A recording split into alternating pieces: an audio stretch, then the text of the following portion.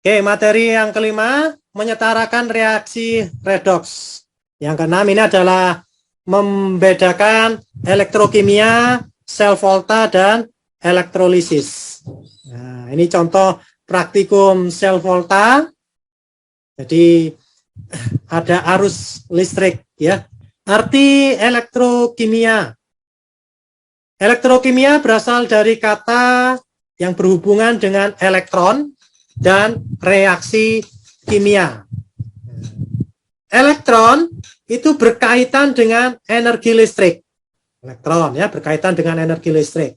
Perpindahan elektron itu mengakibatkan adanya energi listrik. Lalu reaksi kimia itu berkaitan dengan energi kimia.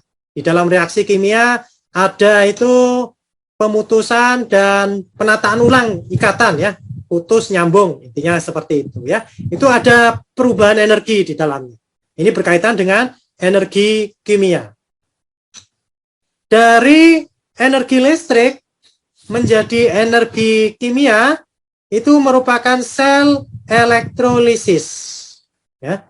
Jadi energi listrik bisa mengakibatkan reaksi kimia, misalkan demikian ya. Ini adalah sel elektrolisis. Kebalikannya, energi kimia bisa menghasilkan energi listrik. Nah, seperti percobaan ini, dites ternyata menghasilkan energi listrik. Ini adalah sel volta atau disebut juga dengan sel Galvani.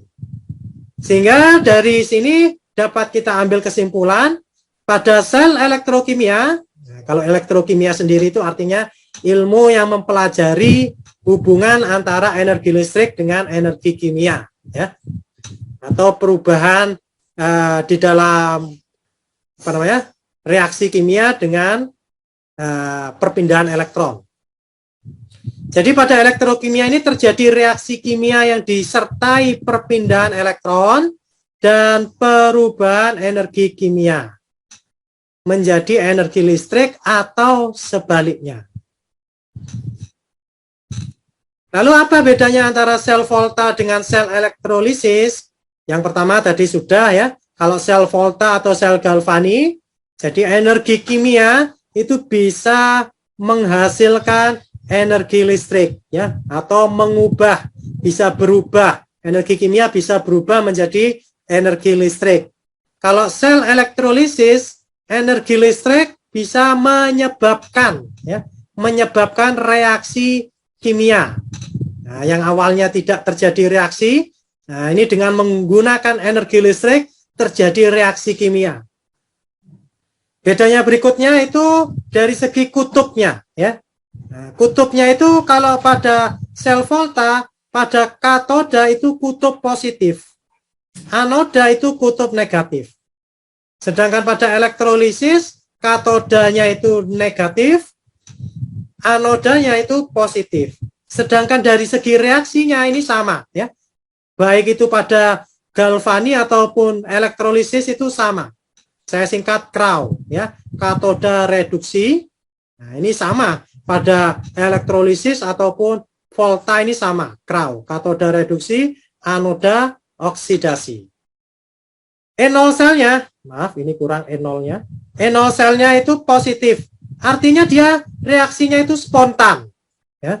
Tanpa diberi energi tambahan itu bisa berlangsung secara spontan ya. Kalau pada elektrolisis itu E0 selnya itu negatif. Artinya dia tidak spontan ya. Negatif itu tidak spontan. E0 sel negatif tidak spontan.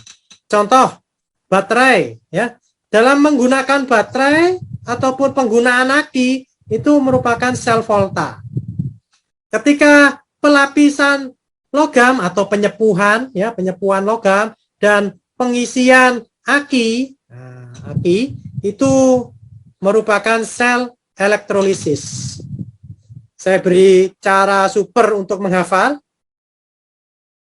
kutub dan reaksi pada sel volta. Nanti ini juga berlaku bisa dianalogkan pada sel elektrolisis. Jadi cukup menghafal ini. Ini Anda sudah bisa menghafal ini. Ini yang paling sulit itu kan membedakan yang dua ini. Nah, di dua dua kolom ini ya. Nah, di sini dan di sini. Ini yang paling sulit itu di situ. Sehingga saya beri singkatan volta Cooper. Nah, volta Cooper.